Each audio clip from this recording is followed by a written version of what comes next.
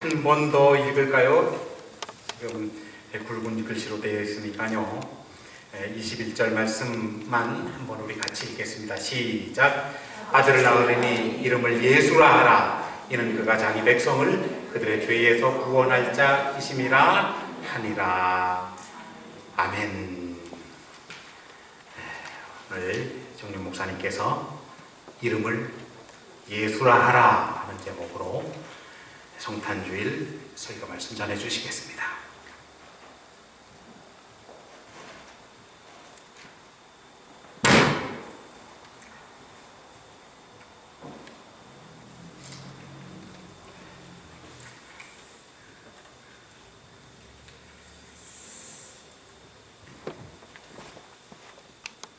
한번 기도 드리시겠습니다. 하나님, 말씀하여 주옵소서. 말씀이 육신을 입고 이 땅에 오신 예수 그리스도, 그분의 이름이 높아지기를 소망합니다. 하나님, 이 자리에 좌정하셔서 우리를 다스리시고 주께서 말씀하시는 그 말씀대로 순종하여 하나님의 영광 올리는 우리 모두 되게 하여 주옵소서. 예수님의 이름으로 기도드립니다. 아멘.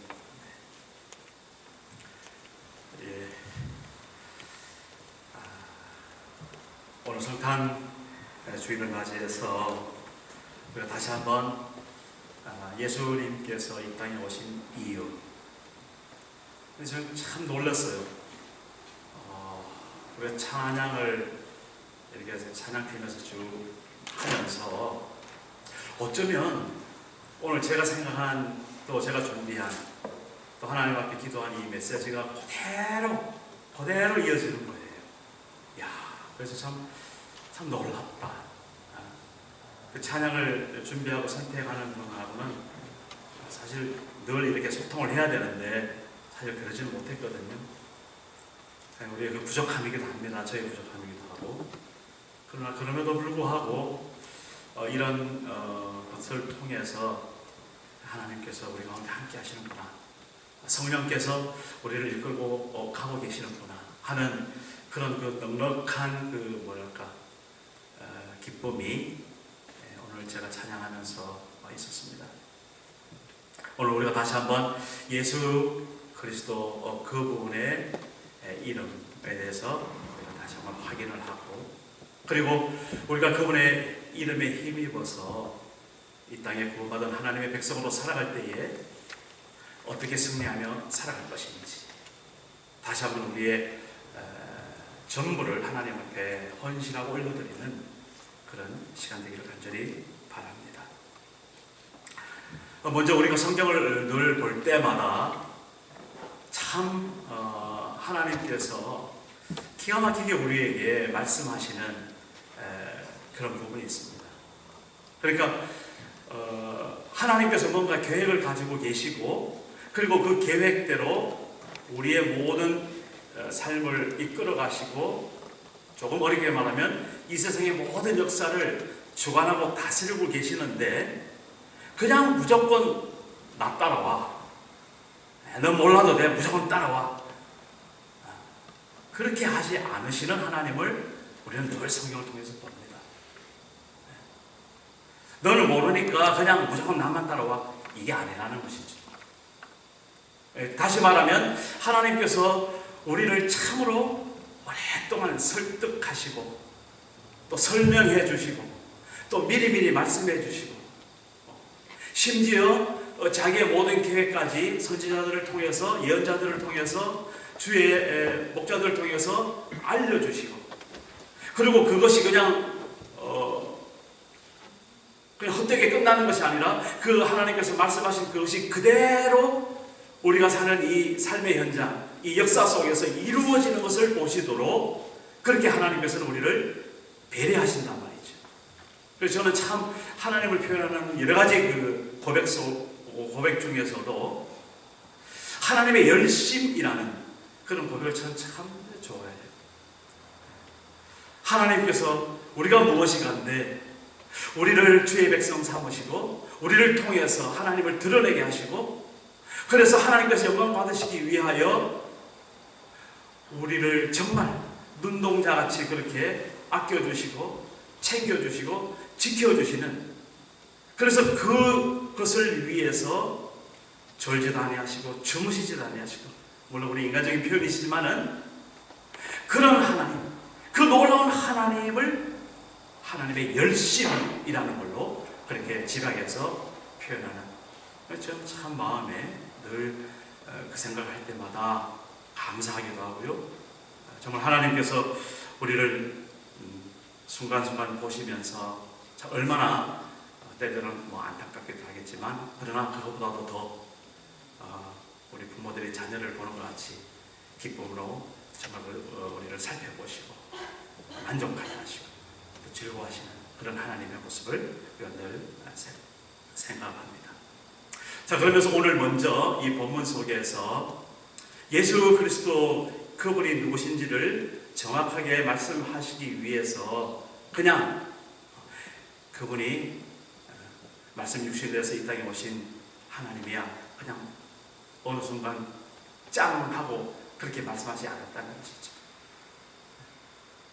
지금으로부터 2000년 전에 오실 그 예수 그리스도 그분이 이 땅에 오신 하나님으로 그렇게 오신다는 것을 구약 성경 전체를 통해서 계속 말씀하시는 것을 우리는 구약 성경을 통해서 사실은 많이 보게 됩니다.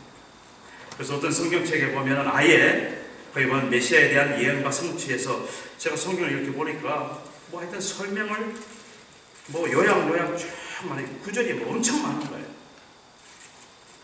그런 걸 다 말씀드리기 너무나 시간이 많이 소요되고, 두 가지만 오늘 다시 한번 그것을 확인하는 시간을 먼저 갖도록 하겠습니다. 먼저 우리가 이사야서 말씀을 보면 7장 14절 말씀입니다. 제가 한번 읽어보겠습니다. 이사야서 7장 14절에 하나님께서 선지자 이사야를 통해서 메시아를 보내주실 것을 이렇게 예언하는 거예요. 이렇게 약속을 하시는 거예요. 먼저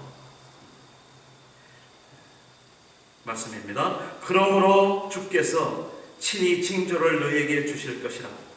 보라, 처녀가 잉태하여 아들을 낳을 것이요 그의 이름을 임마누엘이라 하리라. 오늘 우리가 봉독한 이 말씀 속에 인용이 되어 있죠. 그 말씀이 벌써 예수님이 오시기 이전에, 이제 수백 년 전에 선지자 이사야에게 하나님께서 말씀하셔서 모든 이스라엘 백성들이 그것을 가슴에 품고 주님을 기다리도록 그렇게 배려하시는 하나님의 약속, 이렇게 있는 것이죠. 자, 그런데 그 중에서 오늘 이 이사야서 7장 14절 말씀은 특별히 무엇을 말씀하고 있습니까? 처녀가 잉태하여서 아들을 낳을 것이다 라는 것입니다. 인간의 생각으로 해볼 수 없고, 지금 현대의 어떤 기술과 현대의 과학 문명으로서도 증명할 수 없는 그런 신비적, 하나님께서, 성령께서 그 마리아의 몸에 임하셔서 아이가 잉태어져서 그런 것을 이미 이렇게 약속으로 주셨고, 그들 이제 요셉과 마리아 때에 와가지고 그들의 삶의 현장 속에서, 그들의 생활 속에서 그 말씀이 이루어지는 것을 이 마리아는 체험을 하게 되고, 그래서 오늘 이 말씀이 쭉 이렇게 진행이 되고 있는 것입니다. 먼저 우리는 여기에서 하나님께서 오늘 우리가 사는 우리의 삶 속에서도 우리 개인마다 그러한 약속을 주고 계시는 하나님이시다라는 것을 우리가 한번 기억하고 되돌아보시길 바랍니다. 우리가 이 세상에 사는 것이 거저 사는 것이 아니라 하나님께서 나를 구원하신 특별하신 뜻이 있고 의도가 있고 생각이 있으시다는 것이죠. 왜 우리가 이 세상에 살면서 그 많은 사람 중에 특별히 하나님 앞에 택함을 입고, 그래서 하나님을 나의 아버지라고 고백하는 그런 사람으로 우리가 살게 되었는가? 한량없는 은혜죠. 그런 은혜를 입은 이유가 있습니다. 하나님께서 뭔가 우리에게 말씀을 주셔서 우리로 하여금 이루실 것이 있을 것이다 라는 것을 오늘 이러한 말씀을 통해서 우리가 받게 바랍니다. 자, 그렇다면 우리가 성경을 볼 때마다 어떤 말씀이 내 가슴 속에 새겨지고 내 가슴 속에 그렇게 은혜가 될 때, 이 말씀 내게 주시는가 보다 딱 가지고 이제 그 말씀이 그러면 언제 이루어질까? 그러면서 기대를 하면서 우리가 살아가는 겁니다. 그렇게 사는 삶이 얼마나 재미있고 얼마나 정말 기쁘겠어요. 한번 살아보시죠. 기가 막힙니다. 잠언 8장 17절 말씀에 이런 말씀이 있어요. 나를 사랑하는 자들이 나의 사랑을 입으며 나를 간절히 찾는 자가 나를 만날 것이니라. 이 말씀. 제가 그 전에 어떤 계기로서 이 말씀을 제 가슴에 이제 품은 거예요. 그래서 늘 살아가면서 그 말씀이 이제 기억이 되고, 그렇게 하나님께서 말씀하셨는데 내가 이제 살아가는 가운데 어떻게 하나님께서 우리의 삶의 현장에서 그 말씀이 적용되고 그렇게 확인될 수 있는 그런 것을 보실까? 이로만 할 수 없는 거예요. 그러니까 내가 하나님을 정말 사랑하는 것만큼, 아니 그 이상으로 우리가 하나님께서 나를 사랑하시는 그 사랑을 내가 입는구나. 그러니까 그 하나님의 한없는 사랑이지만은 그것을 더욱더 자기에게 느끼고 자기가 간직하기 위해서 어떻게? 내가 하나님을 얼마나 사랑하시는지를 하나님 앞에 보이게 될 때 하나님께서는 그 이상의 축복을 내버려 주십니다. 그리고 나를 간절히 찾는 자가 나를 만날 것이라고 그랬잖아요. 그래서 저는 기도할 때마다 하나님의 그 뜻을 묻고 하나님 정말 보고 싶고 만나고 싶고 하나님의 음성을 듣고 싶고 하는 그런 간절한 소망, 그런 소망이 있을 때마다 길을 가다가 아니면 일을 하다가 아니면 뭐 성경을 보다가 아니면 꿈속에서도 하나님께서 그렇게 이건 저의 주관적인 생각이겠지만 만나주시고 말씀해주시고 그러면 뭐 한량없이 이 기쁨이 오는 거예요. 좋은 거예요. 다른 사람이 아무도 나를 알아주지 않아도 전혀 상관이 없는 거예요. 그냥 하나님 앞에 그 자체가 그냥 좋고 행복한 거예요. 나를 사랑하는 자들이 나의 사랑을 입으며 나를 간절히 찾는 자가 나를 만날 것입니다 하는 이 말씀이 저에게 이렇게 힘이 되었듯이, 오늘 우리 성도님들 어떤 말씀이든지 간에 그 말씀을 딱 간직하여서 그 말씀이 내 생애 속에 어떻게 이루어져 가고 있는 것을 볼 줄 아는 그러한 영적인 눈이 환히 열리지는 그러한 여러분들 되시길 간절히 축원합니다. 오늘 이 요셉과 마리아는 정말 귀한 축복을 받았죠. 하나님의 아들 예수 그리스도를 잉태하는 그런 축복. 근데 그것이 사실은 축복 이전에 우리 인간적으로 보면, 현실적으로 보면 얼마나 어마어마한 일인지 여러분 잘 아시죠? 지금도 결혼하기 전에 아이를 뵙고 이러면 이거 잘하는 일이 아니죠. 그런데 그 당시는 결혼하기 전에 아이를 가지면 돌에 맞아 죽는 거예요. 동네에서 살지도 못하고 율법에 그런 거죠. 그런데 이거 약혼만 했어요. 정혼이죠. 혼인을 하겠다고 약속을 하는 거예요. 그리고 1년 후에는 정식으로 이제 같이 살게 되는데 그 사이 1년 동안은 각자 집에서 따로따로 사는 거예요. 분명히 이제 서로 약속을 했기 때문에 부부는 부부인 거예요. 그러나 서로 어떤 잠자리를 같이 하는 그런 것은 아닌 거예요. 그런데 이 마리아가 아이가 생겨서 배가 불러오는 겁니다. 그 상대방 신랑 요셉은 고민을 했겠어요? 못 했겠어요? 고민했겠죠? 저 같으면 뭐라고 생각했겠어요? 마리아가 나한테 시집 오려고 그렇게 약속을 해놓고 바람났구나. 또 다른 남자 만났구나. 야, 참 기가 막히다. 저거 어떻게 좀 벌을 줄까? 어떻게 좀 골탕을 먹일까?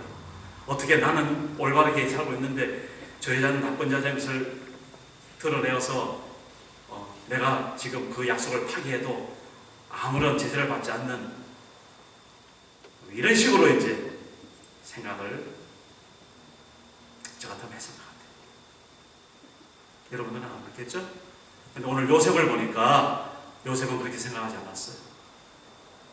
왜냐하면 요셉은 의로운 사람이다. 그래서 가만히 그 관계를 끊으려고 했어요. 덮어주려고 했어요. 그리고 어찌하여 이 일이 나한테 이루어졌는가라는 것을 곰곰이 생각하고 있었어요. 그런 차에 하나님의 사자가 요셉에게 꿈에 나타나서 비밀을 알려주는 겁니다. 그래서 요셉이 마리아 데려오기를 두려워하지 않고 그렇게 이제 쭉 역사가 진행되는 겁니다. 여기서 먼저 오늘 이러한 역사를 이루기까지 우리는 요셉과 마리아를 다시 한번 확인해 보기를 바랍니다. 요셉은 누구라고 그랬어요? 남자입니다. 의로운 사람입니다. 다른 사람의 허물을 최소한 덮어줄 줄 아는 그런 넓은 사람이다. 우리 중에 남자분들 계시는데 우리 남자분들은 우리 요셉을 보면서 우리 자매님들의 허물을 덮어줄 줄 아는 그런 요셉과 같은 그런 신실한 사람들일 줄 믿습니다. 자, 그럼 자매님들은 우리 마리아를 봐야 되겠죠? 이 마리아는 이 요셉은 유가 아니에요. 사실 이 마리아가 성령으로 내가 잉태되고 이제 아기를 갖게 되는 것을 이 가브리엘 천사로 통해서 들었거든요. 들었어요. 근데 그 듣는 내용이 황당한 거죠, 지금. 네. 그러면서 순간적으로 내가, 그러면 내가 죽는데? 이걸 어떻게 하나? 내가 받아야 되나 말아야 되나? 이 갈등이 엄청 났을 거예요. 그런데 이 마리아는 거기서 결론적으로 이렇게 고백하는 거예요. 주의 계집 종이오니 그 말씀이 그대로 나에게 이루어질 줄로 믿습니다. 이런 고백을 합니다. 믿음의 여인이죠. 정말 하나님께서 이 마리아에게 찾아오신 그러한 이유가 바로 거기에 하나, 이런 믿음의 여인을 찾으셨을 거예요. 마리아는 거기서 여러 가지 두려움과 인간적인 어떤 그런 생각들 다 접어버리고 이것이 주님의 뜻이오니 주님의 뜻이 내게 그대로 이루어지기를 그렇게 확신하는 그런 고백. 자, 우리 여인들은 적어도 이러한 믿음의 여인 될 줄로 믿습니다. 하나님의 역사가 바로 그런 사람을 통해서 그렇게 이루어지는 겁니다. 그냥 거쳐되는 것이 아니죠. 자, 이렇게 해서 요셉과 마리아의 집안에 이제는 하나님이 임하시는 이 놀라운 사건이 지금 오늘 우리 말씀 속에서 이루어지고 있습니다. 요한복음 1장 1절에 여러분 잘 아시죠? 태초에 말씀이 계셨다 그렇게 말하고 있습니다. 그 말씀은 곧 하나님이셨다. 그런데 그 하나님이 이 땅에 오셨다. 그래서 요한복음 1장 14절에 보면 말씀이 육신이 되어 우리 가운데 거하시면 우리가 보니 하나님의 독생자의 영광, 하나님 독생자의 올라오신 그러한 축복을 그렇게 우리가 말씀을 통해서 보게 됩니다. 그렇게 이 요셉과 마리아의 가정에 하나님께서 오셨습니다.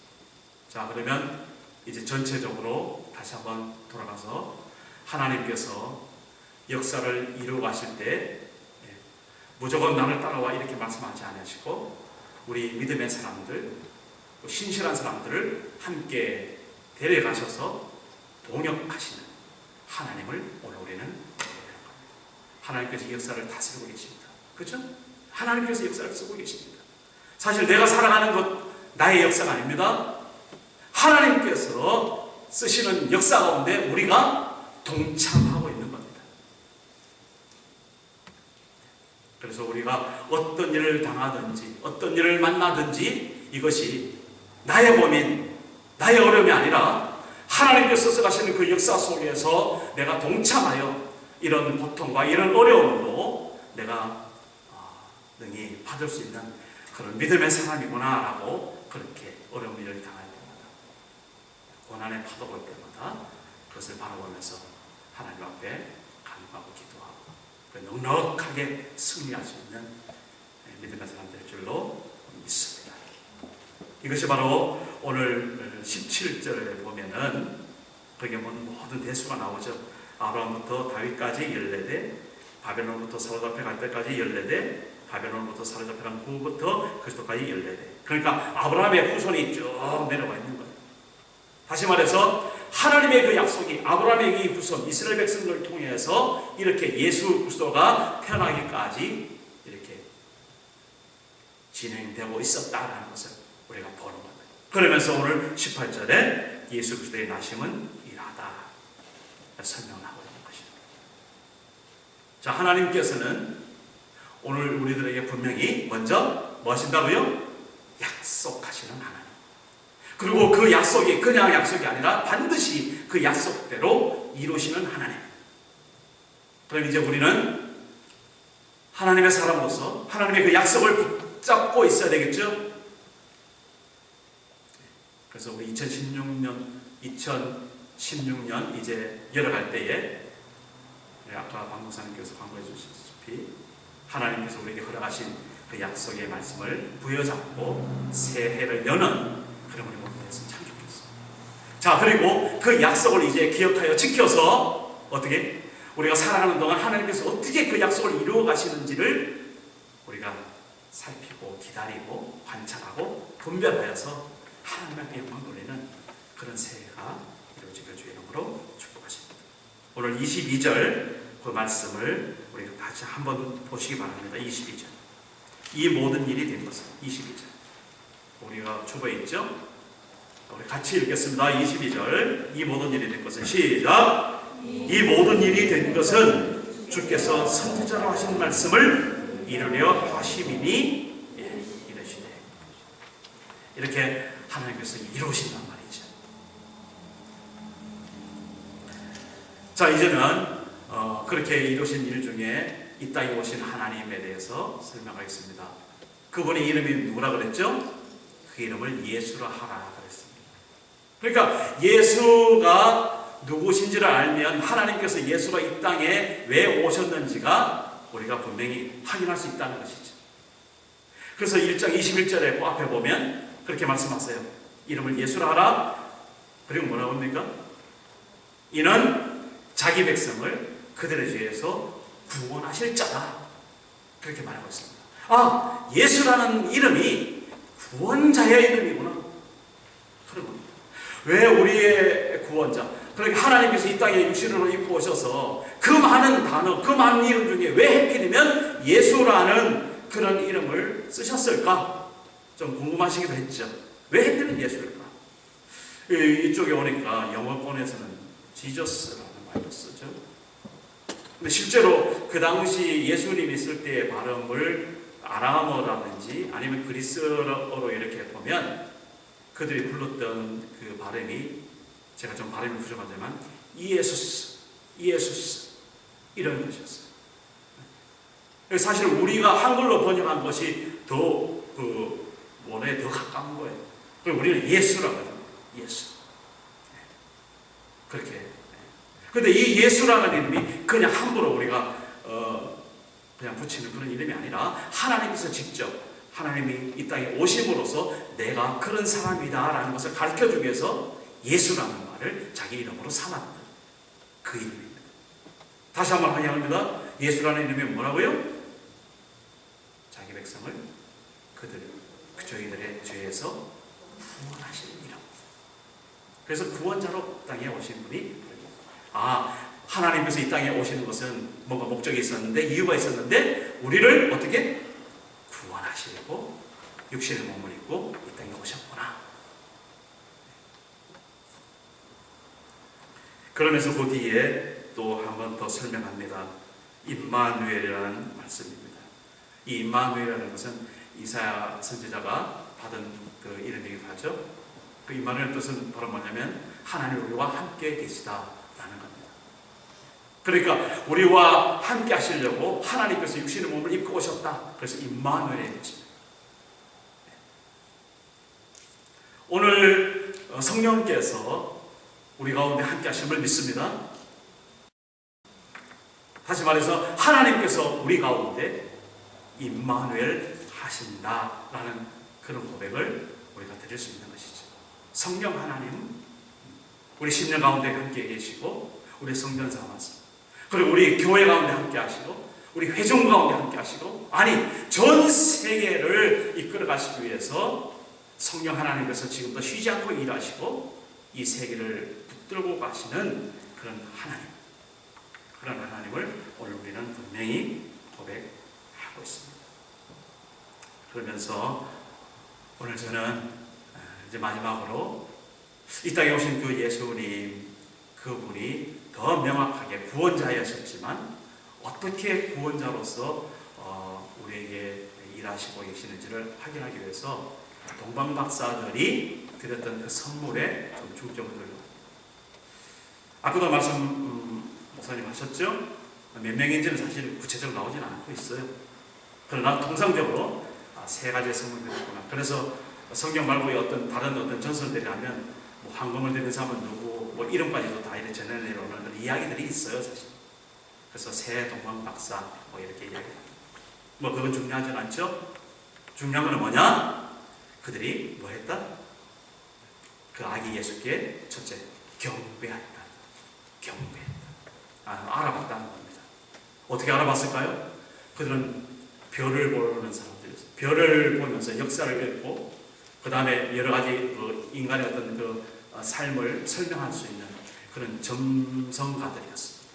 별만 바라보고, 요즘 말하는 그 천문학자처럼 이렇게 별의 어떤 그런 자리를 보고 별의 어떤 돌아가는 것을 보면서 우리 이 지구상에 어떤 일이 일어날 것인지를 정말 연구하고 그렇게 사람들이 알려주는 그런 사람이었어요. 동방의 사실 굉장한 사람들이었죠. 그런데 그들이 별을 보다가 어느 날 갑자기 문득 이상한 별이 하나 딱 떠오르는 거예요. 샛별이죠. 여러분 새벽에 샛별 보셨어요? 저는 새벽에 이렇게 오다가 샛별 같은 진짜 반짝반짝하는 그 별이, 아주 초롱초롱한 별이 가끔 보여요. 그보다 더 분명한 그런 별이 그들에 의해 임하여서 임한 것뿐만 아니라 그걸 움직이는 거예요. 그러니까 이 사람들이 그걸 감당할 수 없었어요. 궁금해서 견딜 수 없었어요. 따라가 보는 겁니다. 따라가면서 그들이 분명하게 고백할 수 있는 것은, 저것은 메시아의 탄생을 정말 알리는 그런 믿음을 가지고 따랐을 줄로 저는 고백을 해요. 그렇기 때문에 그들이 선물을 준비해서 따라간 거예요. 그런데 그들이 그 준비한 선물도 아주 기가 막히게 준비를 했더라고요. 황금과 유향과 모략을 준비했다고 했죠. 자, 그러면서 이 드리는 선물을 통해서 예수님이 구원자로서 이 땅에서 어떻게 구원을 이루실 것인지를 자세하게 설명하는 거예요. 첫째는 뭐냐면은 이 황금이라는 것은 왕을 상징합니다. 왕. 그러니까 이 예수님은 이 땅에서 구원을 베푸실 자인데 그냥 뭐 상관없이 그냥 혼자 계시는 게 아니라 이 인생들을 어떻게 다스리신다, 통치하신다, 그런 왕으로 오시는 분이시다라는 것을 명확하게 그 선물을 통해서 우리에게 알려주시고 있는 겁니다. 또 한 가지 선물은 유향이라는 것입니다. 이 유향은 제사 드릴 때 이렇게 향을 피우고 하나님에 드리는 그 기도를 또 상징하기도 하고, 성막에서 기도의 향단이 있었죠. 그리고 그들이 이렇게 하나님 앞에 제사를 할 때 그 향을 피우는 그런 것. 다시 말해서 이 유향을 통해서 예수님께서 하나님과 우리 사이에 화목 제물로 오신 그런 제사장적인 역할을 하시는구나. 다시 말해서 하나님과 우리 사이의 죄악 가운데 분단되었고 멀어졌던 우리를 이어주시려고 중간에 제사장으로 그렇게 오시는 분이시다라는 것을 이 유향을 통해서 우리가 확인하는 겁니다. 그래서 예수님은 우리를 통치하시는 왕으로 오시는 분이시다. 그리고 또한 하나님과 우리 사이에 하나 되기 위해서, 교통하기 위해서, 소통하기 위해서 우리의 죄를 감춰주시는 그런 대제사장으로 오시는 분이십니다. 히브리서에 보면 대제사장이신 예수 그리스도를 그렇게 많이 고백하고 있습니다. 마지막으로 그 모략을 보면, 이 모략은 사실은 그 죽은 사람 송장 있잖아요. 그 송장을 닦는 약품이기도 해요. 그리고 방부제이기도 하고요. 그리고 악취가 날 때 그것을 뿌려두면 그 악취가 사라지는 그런 것으로 이제 썼던 것이 모략입니다. 그런데 이것을 예수님에게 선물을 왜 드렸겠는가? 저희들은 그렇게 이제 해석이 되는 거예요. 예수님의 십자가의 죽음을 상징하고 예비하고 그의 죽음을 예비하는 그러한 선물로서, 이거 다시 말하면 그 십자가의 메시지를 증거하는, 우리 예언자적인 선지자적인 그런 예수님의 역할을 상징하는 그런 선물. 그래서 예수님의 삼중직이라고 해요. 오랜만에 써서 예수님의 삼중직. 예수님은 우리의 통치자가 되신다. 예수님은 우리의 대제사장이시다. 예수님은 우리에게 늘 말씀을 주시는 말씀 그 자체 선지자 예언자시다. 이렇게 우리가 다 그것이 무엇 때문에요? 우리를 구원하시려고 이 땅에 오신 그 예수님. 근데 그 예수님이 어떻게 오셨다고요? 정말 연약한 아기 예수로, 정말 고달프던 아기 예수로, 정말 누추한 그 마법관에 오신 왕이요 대제사장이요 하나님의 말씀 그 자체이신 그분이 그렇게 연약하게,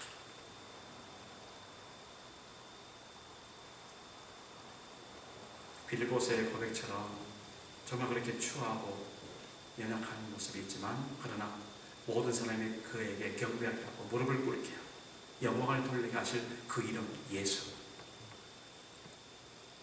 그 예수님 앞에 우리가 이제 분명하게 예수께 경배하는 그런 마음을 가지고, 또 우리가 이제는 예수님께 이 동방박사처럼 드릴 선물을 준비하는 그런 삶을 이제부터 우리가 살아갈 것을 다짐하는 그런 성숙한 우리의 모습이 있을 때 정말 하나님께서 기뻐하시는 이 성탄주일 되지 않을까라는 것입니다. 여러분, 어떤 선물들을 준비하셨어요? 하나님께서 정말 받으실 만한 선물, 여러분 같으면 무엇을 드리시겠어요?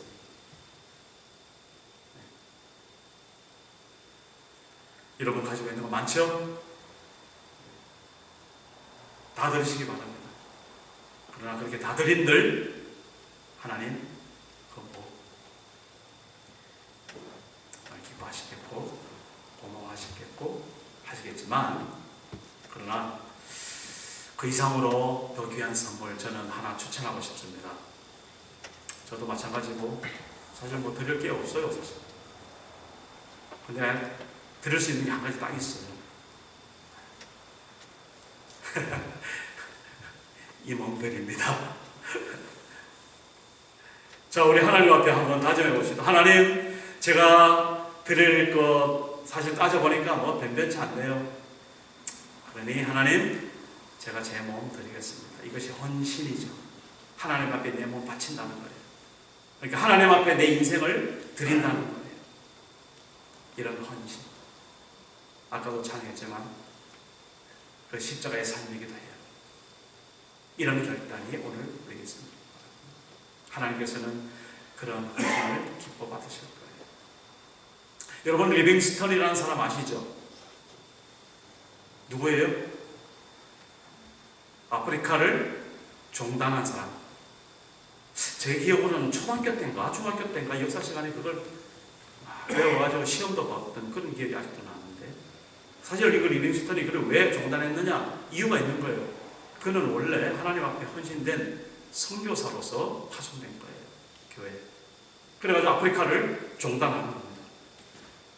물론 길도 알고 지도도 그리고 여러 가지 일을 많이 했지만 제일 중요한 건 뭐냐면 그 종단하면서 복음을 알지 못하는 그 사람들에게 복음을 전한, 예수를 전한 하나님의 선교사예요, 리빙스턴.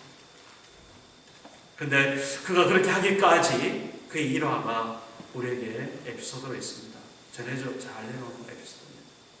어렸을 때 주일학교 때 그 리빙스턴이 이제 보통 이렇게 예배드리면 헌금을 하잖아요. 그날따라 동전을 못 챙겨온 거예요. 다른 사람 다 헌금하는데 뭐 창피한 것도 있고 또 멋쩍기도 하고. 그런데 어쨌든 그 헌금 시간에, 그전에는 헌금 바구니가 대바구니로 이렇게 큼지막했는데 그것이 자기가 오니까 이 어린 리빙스턴이 그 대방어리 위에 올라가 앉는 거예요. 주일학교 선생님이 야 이놈아 이 또 장난치냐 이렇게 그가 한 대답이 그거였어요.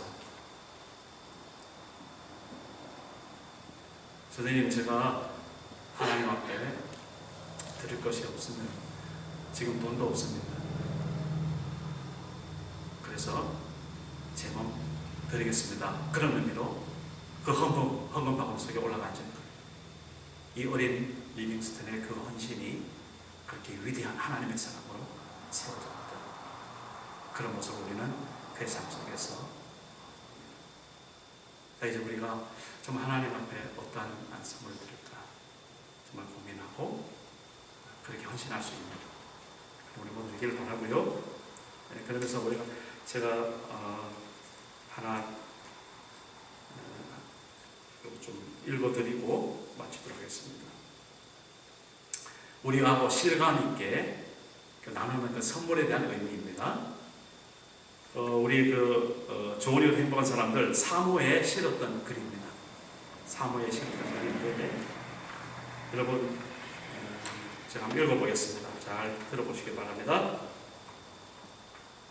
서울 영락중학교 3학년 어느 여학생이 쓴 글입니다. 제가 존경하는 이재철 목사님이 설교다 인용했는데 제가 그걸 재인용하는 겁니다. 아빠의 구두, 이 제목입니다. 버려도 전혀 아까운 생각이 들지 않을 정도로 낡고 찌그러진 아빠의 신발을 볼 때마다 나는 견딜 수 없이 우울하고 슬프기만 했습니다.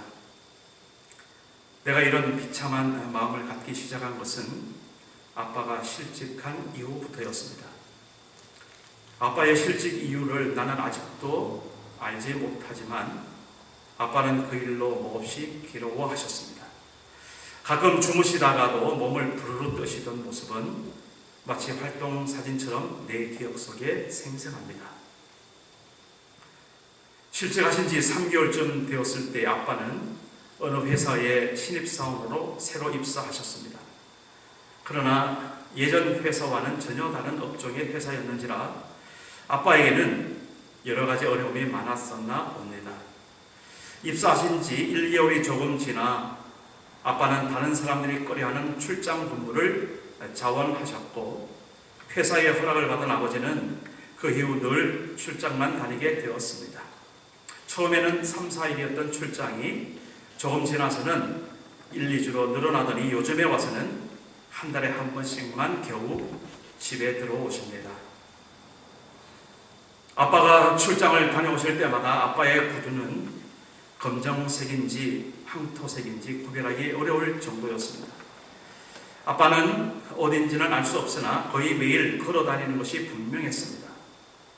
그나마 그 구두도 그리 오래 가지는 못했습니다. 원래 낡았던 구두가 어느샌가 뒷굽도 다 닳고 아픈 입을 벌리고 있었던 것입니다.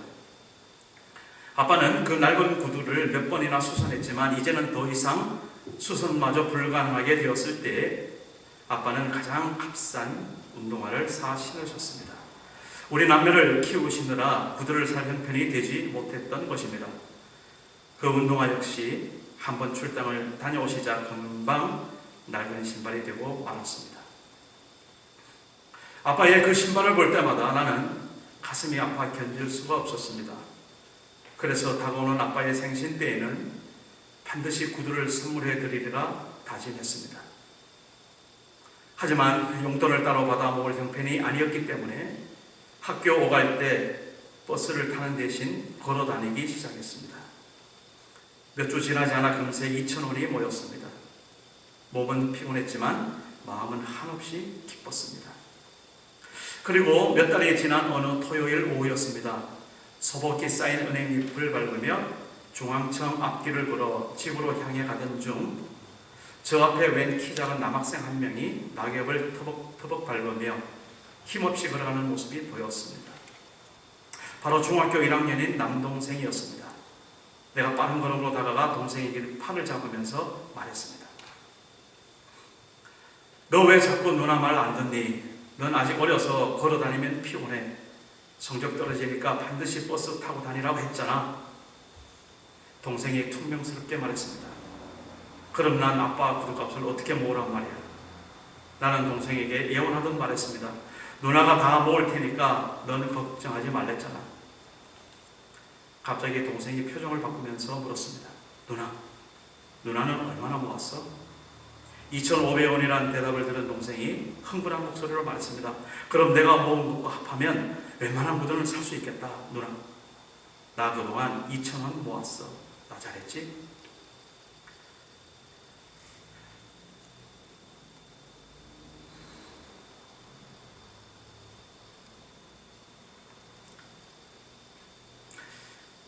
나는 동생이 너무나 대견스러워 하마터면 대로변에서 울음을 터뜨릴 뻔했습니다. 일주일이 지난 그 다음 토요일, 동생과 나는 남대문 시장에서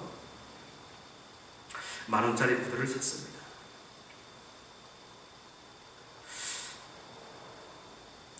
모자 좀 읽어주세요. 미안합니다.